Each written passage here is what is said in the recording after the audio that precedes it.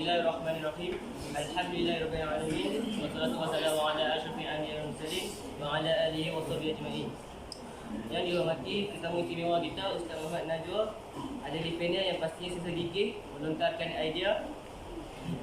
Sidang hadirin yang dihormati, Assalamualaikum warahmatullahi wabarakatuh. Salam sejahtera, salam forum satu Malaysia. Ahli panel dan sidang hadirin yang dirahmati Allah, alhamdulillah bersyukur kita kepada Ilahi kerana limpah kurnia dan izinnya kita dapat bersama-sama bersua dalam forum perdana pagi yang ceria ini.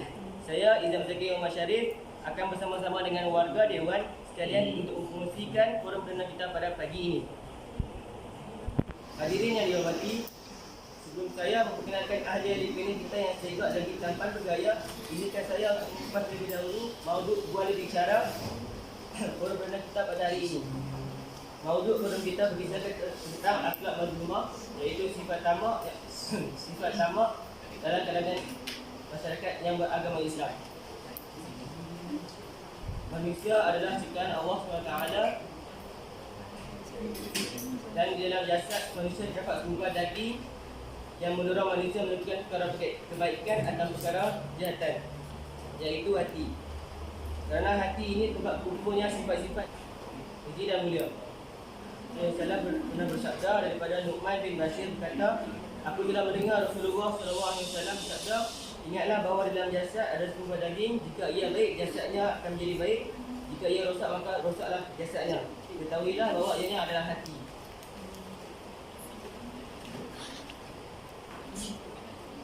Salah satu sifat keji yang terdapat dalam hati adalah sifat tamak. Tamak adalah sifat halaba, iaitu ingin memiliki sesuatu tanpa batasan dan merasa tidak cukup sehingga menyebabkan seorang itu melakukan perkara-perkara yang hina seperti menggolak harta, merampas, menipu dan sebagainya. Mereka yang bersifat tamak tidak mempedulikan halal dan haram serta hanya mengikut kehendak hawa nafsu sahaja. Setentunya hal ini boleh menimbulkan perasaan benci, perkelahian, perpecahan, perselisihan faham, dendam dan sebagainya. Baiklah sidang hadirin, sebelum tirai forum dibuka bagi menelusuri lebih mendalam topik-topik perbincangan, sangat elok sekiranya kita berkenalan dengan keempat ahli panel kita. Di sebelah kiri saya Ahmad Luqman yang merupakan ahli panel yang pertama yang tampan dan murah dengan semuanya. Selamat datang saudara Ahmad Luqman. Apa khabar saudara? Saudara, saya memperkenalkan ahli panel yang kedua, nampak yakin dan tenang berada di sebelah kiri saya, iaitu Muhammad Zafwan. Selamat datang saudara Muhammad Zafwan, apa khabar? Ya, alhamdulillah. Saudara juga. Yang berada di sebelah kiri panel kedua dan tak lain dan tak bukan ahli panel kita yang bernama Cik Ali Dulullah. Apa khabar saudara? Berada di sebelah kanan saya iaitu panel ketiga, tak lain dan tak bukan tentulah ahli perniagaan yang kita kenali, iaitu Muhammad Idris Helmi. Walaupun dapat malu nama petah berbicara. Apa khabar saudara? Ya, baik. Bagaimana keadaan tuan pengurusi? Alhamdulillah saya juga berada sihat. Usai salam perkenalan daripada semua ahli panel, kembali kita kepada topik forum kita, iaitu sifat tamak dalam kalangan masyarakat. Adakah sifat tamak ini membolehkan atau tidak dalam Islam, dan apakah yang dimaksudkan sifat tamak menurut Al-Quran dan Hadis? Sidang hadirin yang dihormati serta ahli panel yang dihormati, izinkan saya buka tirai diskusi forum perdana kita dengan soalan pertama yang diajukan kepada panel pertama, saudara Luqman. Bolehkah saudara memberikan penjelasan apakah definisi sifat tamak menurut Al-Quran dan Hadis? Terima kasih saudara Rizal. Kemudian tamak ini adalah kita kepada dunia, ataupun dalam bahasa Arab adalah berburu dunia yang berupa harta benda dan berlebihan tanpa mempedulikan hukum haram yang adanya dosa besar dan pelakunya tidak pernah berasa cukup ataupun tidak pernah berasa puas, dan segala cara yang dianggap tu adalah halal. Okey, sebelumnya tamak ni merupakan penyakit hati yang sangat berbahaya, dan apa yang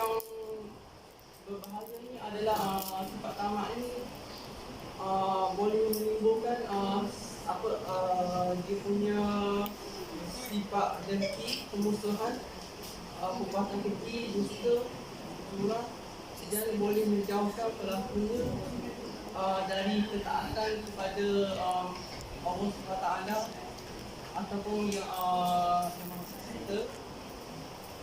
Dan orang yang memiliki sifat tamak ni adalah bukti bahawa dia terlalu cintakan dunia. Yang saya boleh bawa kat sini adalah sifat tamak. Seperti baru-baru ini dia ada isu yang berkaitan dengan coronavirus, itu mewabahkan ramai nyawa. Yang saya boleh cakap adalah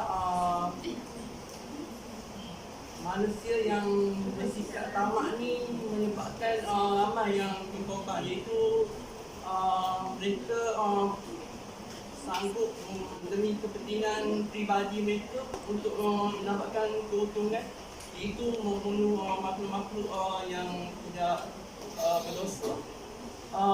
Seterusnya saya akan sampaikan ayat Al-Quran. Allah SWT firman dalam Al-Quran, sesungguhnya harta dan anak-anak kalian adalah fitnah, cobaan, dan di sisi Allah lah pahala yang besar. Surah At-Takabur ayat 15. Sebelumnya saya akan sampaikan hadis diriwayatkan dari Abdullah bin Abbas radhiyallahu anhu.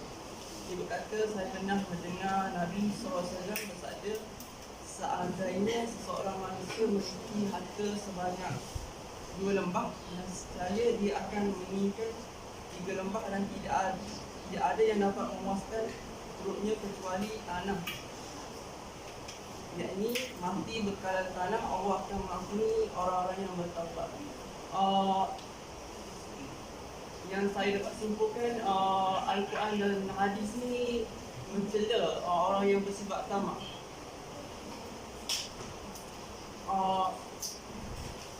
Nabi itu mencela orang yang bersifat tamak ni kerana sifat tamak ni sangat buruk kepada kita.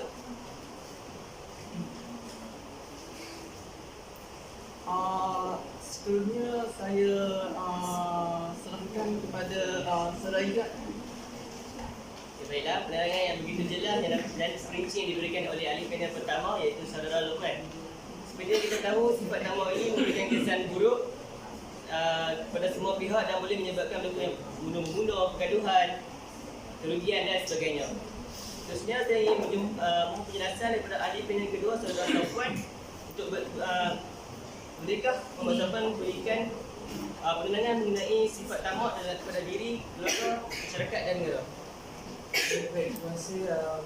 Bismillahirrahmanirrahim. Assalamualaikum warahmatullahi wabarakatuh. Alhamdulillah rabbil alamin, wassalatu wassalamu ala asyrafil anbiya'i wal mursalin wa ala alihi wa sahbihi ajma'in. Salli wa yassir li amri wahlul 'uqdatam min lisani yafqahu qawli. Terlebih dahulu saya nak ucapkan terima kasih kepada tuan pengurusi majlis, tuan-tuan dan puan-puan, hadirin hadirat, mahasiswa, mahasiswi Politeknik Seberang Perak. Terlebih dahulu saya nak berbalik pada soalan yang dikemukakan oleh tuan pengurusi berkaitan dengan kesan ataupun impak ataupun terkatakan sebagai akibat dari sifat tamak yang ada dalam diri kita. Sedikit daripada ayat Al-Quran ataupun dari kisah daripada Al-Quran sebenarnya berkaitan dengan kisah Qarun. Yang mana Qarun ni dari zaman Nabi Musa AS, yang mana kita tahu berkaitan dengan Qarun ni, dia mempunyai sifat yang tamak dan juga sifat yang ujub. Jadi yang mana dalam firman yang berkata dia adalah Qarun yang mana berkata sesungguhnya apa yang diberikan olehku, iaitu harta yang dimiliki oleh dia, okey, semuanya adalah hasil daripada ilmu yang aku ada. Jadi kat sini kita lihat sifat tamak dan ujub yang ada dalam Quran ini, yang mengatakan, yang merasakan apa yang hasil yang dia dapat itu adalah hasil daripada diri dia sendiri, dari usaha dia sendiri, dari kepandaian dia sendiri. Kita tahu Quran ni dia seorang yang miskin yang tidak mempunyai kepandaian, tidak bijak dalam apa-apa pun. Jadi berkat doa daripada Nabi Musa yang doa daripada beliau, Allah izinkan dia untuk mendapat harta yang berlimpah ruah. Okey, tapi lepas mendapat apa yang dimiliki, orang ni dia tidak ikut apa perintah yang Allah suruh. Jadi dia sombong, dia angkuh, dia tidak membayar zakat, ikut suka hati dia, dan pada akhirnya orang ni ditelan oleh bumi dengan izin Allah sebab atas apa yang dia lakukan. Jadi dengan ini kita tengok ujian yang Allah berikan kepada Qarun tersebut kerana adalah untuk nak menguji Qarun tersebut sama ada dia bersyukur ataupun tidak apa yang yang diberikan.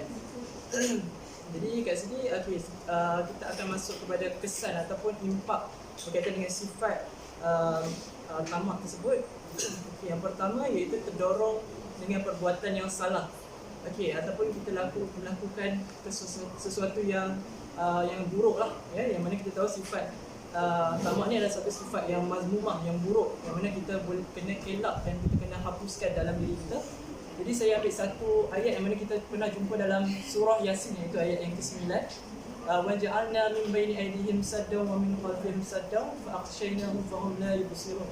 Dan kami jadikan sifat tamak ni dan gila harta sebagai satu sekatan yang mana menghalang daripada memandang ia tu adalah satu keburukan, dan menghalang daripada memikirkan azab Allah Subhanahu Wa Taala, dan lalu kami menutup pandangan dan mereka tidak dapat melihat jalan yang lurus ataupun jalan.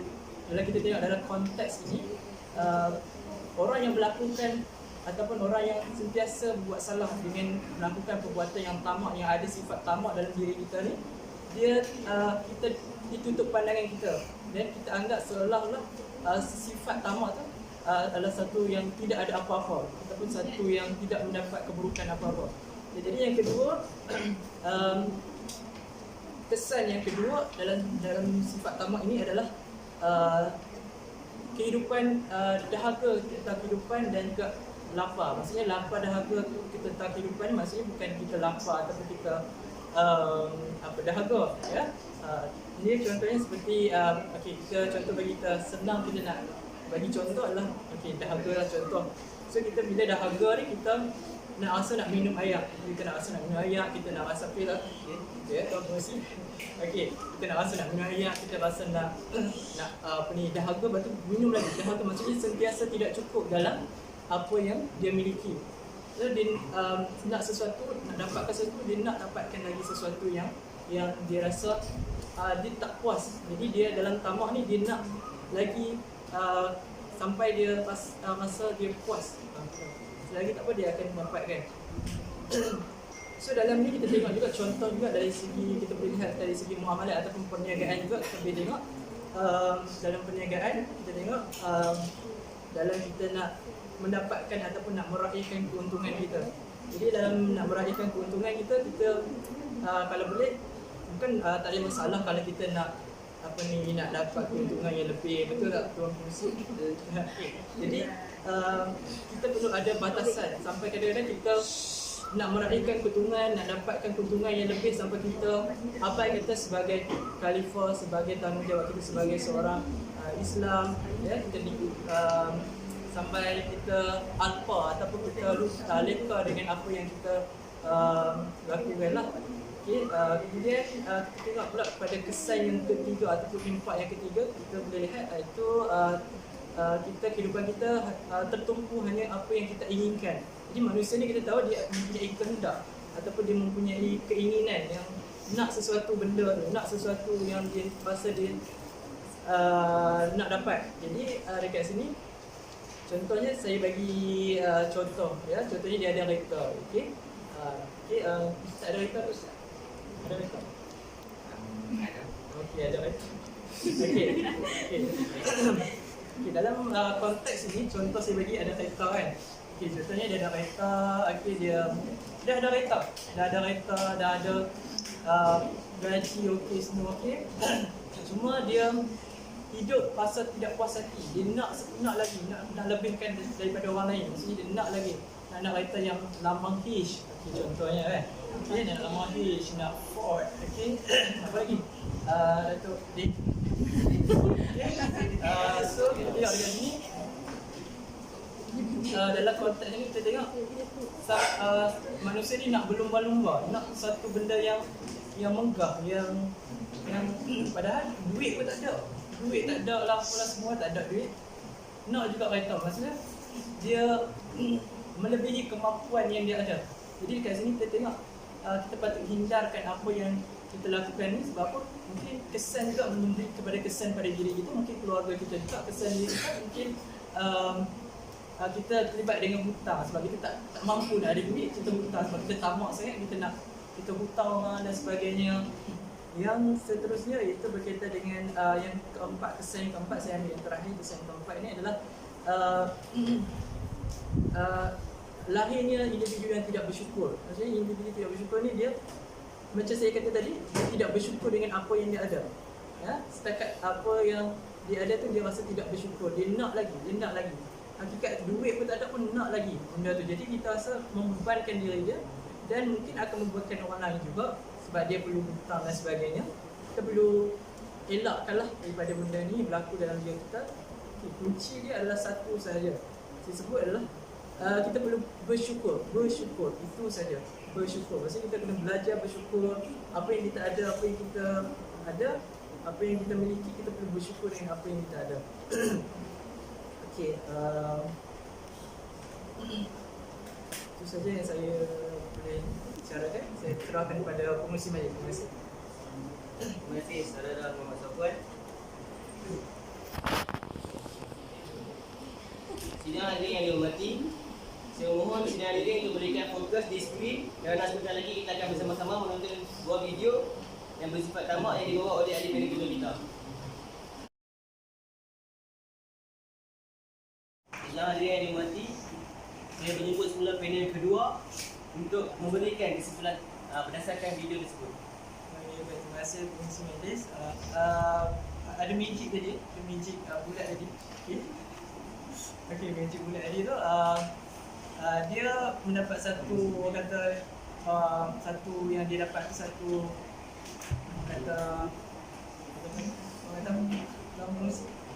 keajaiban ya.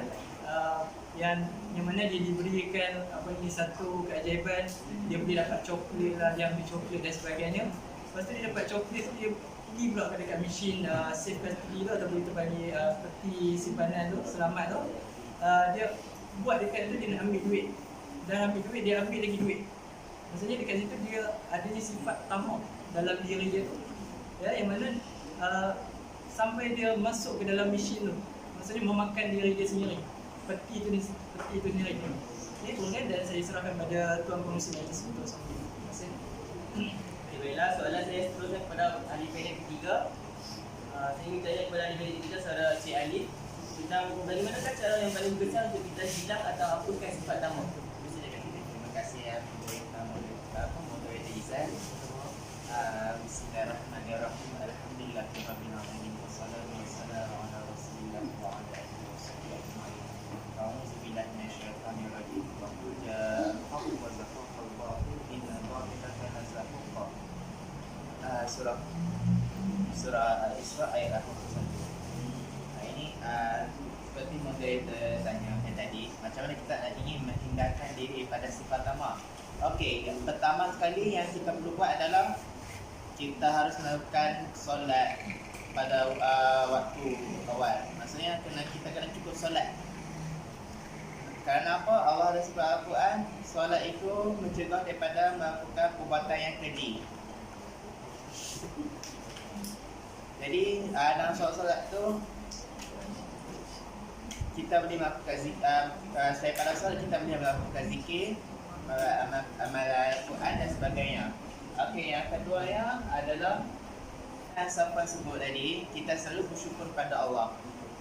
Saya faham, kadang-kadang kita akan ada rasa ujub. Kita dah, ini barang aku hebat pada hampa semua. Tapi walaupun kita ada hadis itu, kita mesti latih diri bersyukur pada Allah. Macam mana? Sebutlah Alhamdulillah, sebutlah Masya Allah, sebutlah la hawla wala quwwata illa billah. Itu cara yang ketiga. Yang paling utama adalah sedekah. Sedekah dapat juga melatih diri kita untuk menghakis rekuk dan tamak dalam hati kita. Dan yang terakhir sekali adalah kita kena kawal nafsu, jinakkan nafsu. Sebab apa? Dalam hadis Nabi ceritakan asal usul nafsu. Sebelum manusia diciptakan, Allah cipta nafsu. Allah menciptakan nafsu. Dan sifat nafsu ni keras kepala. So Allah tanya pada nafsu. Allah tahu dah apa nafsu akan jawab. Nafsu akan jawab, Anta, ana. Engkau adalah engkau, aku adalah aku. Jadi Allah perintahkan malaikat untuk bawa dia ke neraka, bakat dalam tu selama 9 tahun tak salah dia. Lepas tu selepas 9 tahun dibawa balik menghadap kepada Allah. Allah tanya sekali lagi, siapa kamu? Dia seperti saya cakap tadi, keras kepala. Anta, ana. Kau adalah kau, aku adalah aku. Maka Allah perintah malaikat hantar ke neraka Zamhari. Neraka Zamhari ni neraka yang paling sejuk. Lepas tu dibiarkan selama 10 tahun tak salah ya. Lepas tu selepas 10 tahun tu Allah perintahkan bawa nafsu menghadap. Allah tanya sekali lagi, siapa kamu? Nafsu tu cakap sama juga, anta, ana. Lepas tu dan kali Allah menyuruh malaikat bawa nafsu tu pergi ke satu ruangan di mana malaikat dilarang memberi dia makan, memberi dia minum, tak boleh beri apa-apa yang dia inginkan. Selama saya tak berapa pasti, saya lupa. Tapi tak berapa lama baru nafsu berasa menyesal. Lepas tu dia merayu dan meminta makanan, minuman. Saya lapar, saya dahaga. Ya Allah, tolonglah, ya Allah, ya Rabbal Alamin. Sebut tu saja. Allah panggil menghadapkan nafsu tu depan. Allah tanya, bawa nafsu beritahu, ya Allah, ya Anta Khaliq, ya Allah, engkau lah Tuhan yang memuji macam-macam lah. So dalam kisah ni kita dapat pelajari macam mana kita boleh mengawal nafsu dengan macam mana. Dengan jangan mengikuti nafsu kita berpuasa untuk kita menahan makan, menahan minum. Dengan cara itu kita boleh kalau kita kawal nafsu, kita boleh kawal tamak. Kalau kita kawal nafsu, kita boleh kawal benda-benda yang boleh mencelakakan diri kita. Okey, itu adalah salah satu mungkin yang terbaik untuk kita dari sifat tamak. Okey, Terima kasih kepada ahli panel yang ketiga, iaitu saudara Cik Ali yang telah mengupas tentang cara-cara yang paling berkesan untuk hilangkan dan hapuskan sifat tamak. Seperti yang kita tahu, kes rasa kita ni tak pernah surut, tak pernah lekang. Maupun kes ini sentiasa berlaku di mana-mana. Kes rasa ini bersumber dari sifat tamak yang mempengaruhi diri kita. Mungkin saudara Izzuddin ni boleh mengupas dengan lebih lanjut mengenai isu ini. Dan saya berbunyi, apakah isu-isu malat yang berkaitan dengan sifat tamak? Silakan. Assalamualaikum warahmatullahi wabarakatuh dan selamat pagi. Terima kasih kepada tuan moderator kerana sudi menjemput saya kepada tajuk ini pada pagi ini. Okey, isu muamalat yang berkaitan dengan sifat tamak terbagi pada dua bahagian, iaitu dari segi individu dan juga masyarakat. Okey, kita bincangkan berkenaan dengan masyarakat dulu. Okay, dari masyarakat ni pada zaman sekarang ni ataupun dari zaman dulu ni terdapat panggil urus niaga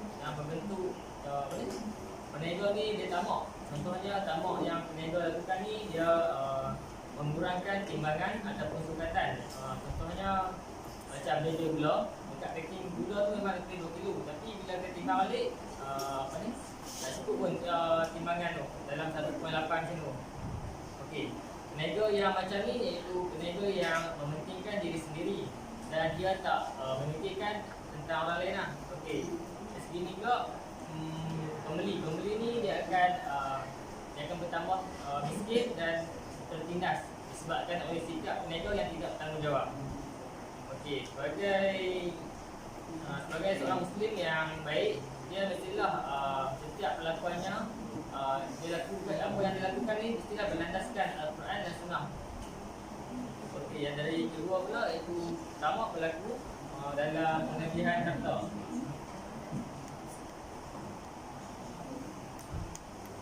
Okey, dalam pengajian harta iaitu faraid. Okey, masa contohlah masa mak dan ayah masih hidup ni, okey, ahli keluarga ni semua bagi ya, semua wafat. Okey, apabila berlakunya kematian lah ibu bapa, kemudian adik-beradik ni dia akan penggang disebabkan oleh perebutan harta pusaka.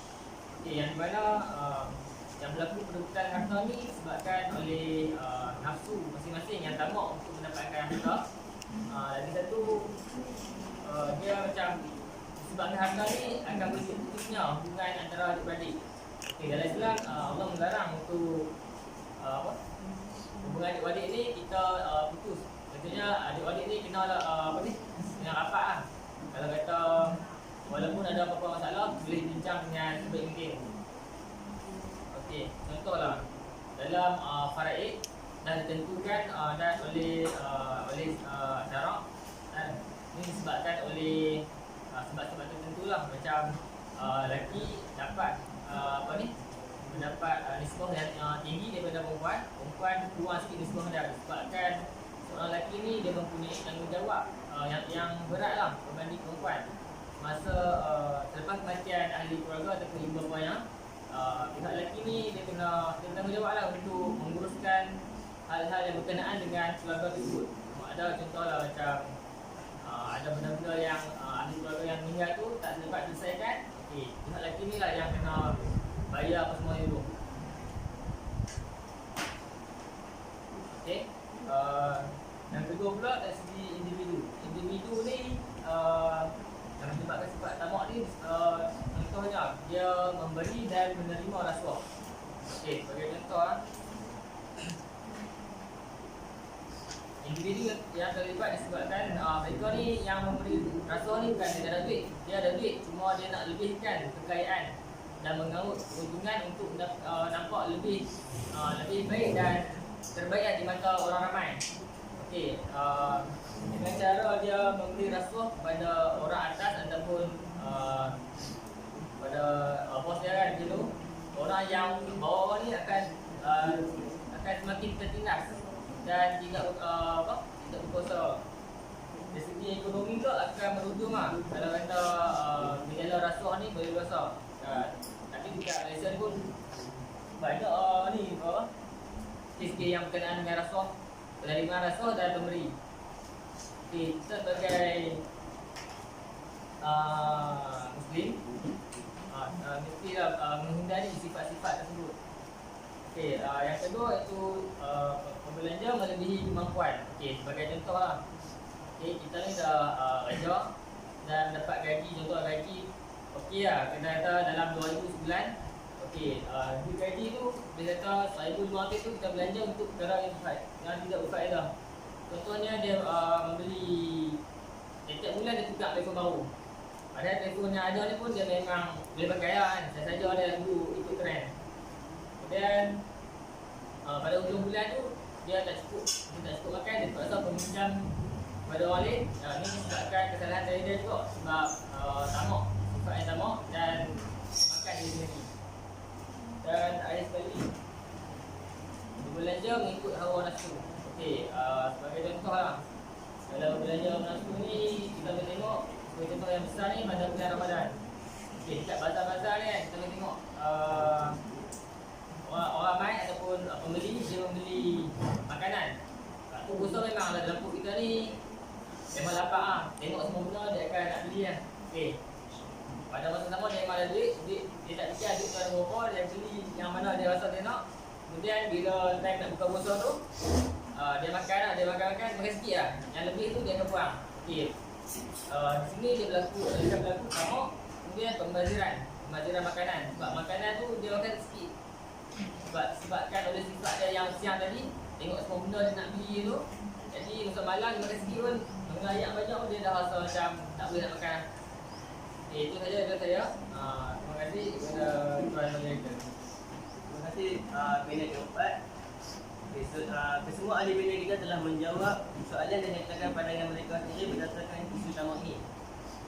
Seterusnya saya membuka ruang kepada para hadirin untuk bertanyakan 3 soalan sahaja yang akan ditujukan kepada ahli panel kita. Ya, saudara-saudara. Saya ingin bertanya, adakah sifat tamak ni dibenarkan oleh Islam? Ya. Adakah sifat tamak ni dibenarkan oleh Islam? Sifat tamak ni tidak dibenarkan dalam Islam. Sebab dalam Quran dan hadis ada dua menyatakan bahawa kita ni perlu menghindari sifat tamak kerana dia mempunyai kesan yang banyak kesan buruk kepada si pelaku dia. Sebagai contoh, saya kita tadi apabila kita buat pelakunya boros dan tamak kan, beli barang macam-macam tu, lepas tu pada hujung bulan tu dia duit dia memang tak ada. Pasal menyusahkan balik untuk pindah duit dia. Ya, soalan yang kedua. Okey, silakan tadi. Assalamualaikum. Saya nak tanya, boleh tak jelaskan macam mana tamak yang dibolehkan? Terima kasih orang yang manis ya. Okey, manis ya. Okey, soalan tadi berkaitan dengan bagaimana tamak yang dibolehkan.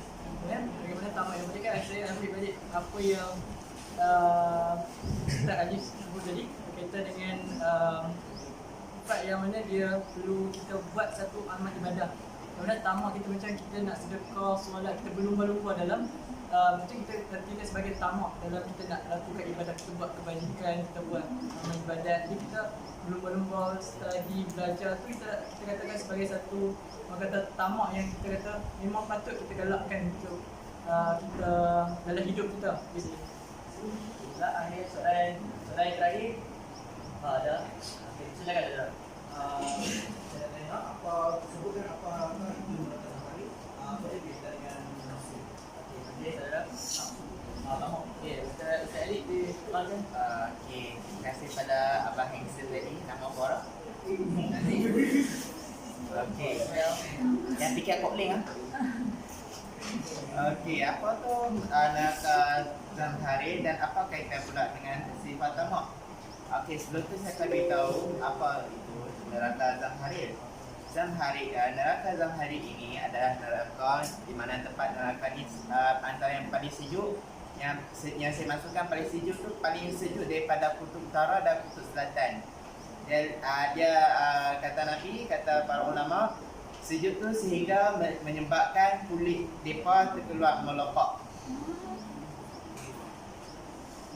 So apa dalilnya? Okey, kita siapa ada apa adanya pun boleh cek surah Al-Sad ayat 57 ha. Surah Al-Sad ayat 57. Maksudnya inilah azab neraka. Maka biarlah mereka merasakan minuman mereka air yang sangat panas dan air yang sangat dingin. So neraka ni khas untuk apa? Khas untuk orang kafir yang menentang pada Allah. Apa dalilnya lagi? Kita boleh tengok dari hadis Tafakun alaih dari Abu Hurairah radhiyallahu anhu, Nabi sallallahu alaihi wasallam bersabda, neraka berkata, ya Rabb kami, ya Rabbi, kami memakan satu sama lain, maka izinkanlah kami untuk bernafas. Maka Allah mengizinkan untuk bernafas 2 kali, nafas ketika musim dingin, nafas ketika musim panas. Hawa yang amat panas itu adalah dari panasnya neraka. Hawa yang amat dingin itu adalah dari dinginnya. Jadi saya nak tanya apa? Orang yang kena seksa, mereka nak dingin ke ataupun neraka? Api neraka. Mereka pasti akan pilih api neraka sebab api dingin, neraka dingin lebih hebat lagi pada api neraka. So apa kaitan dengan sifat tamak? Kita nak tahu tamak tu datang dari mana? Afkar mesti datang daripada hati. Dan hati siapa yang dikuasai? Yang selalu mesti nak ni afkar mesti dapat dari nafsu. So saya urutkan ini seperti saya sebut kisah tadi, Allah dah menceritakan bahawa macam mana dan ajar kita cara macam mana untuk kita mengawal nafsu kita. So yang disebut tu nafsu kan disebut ke orang khas yang tidak diberi makan dan tidak diberi minum dan tak diberi apa-apa langsung yang diminta oleh nafsu.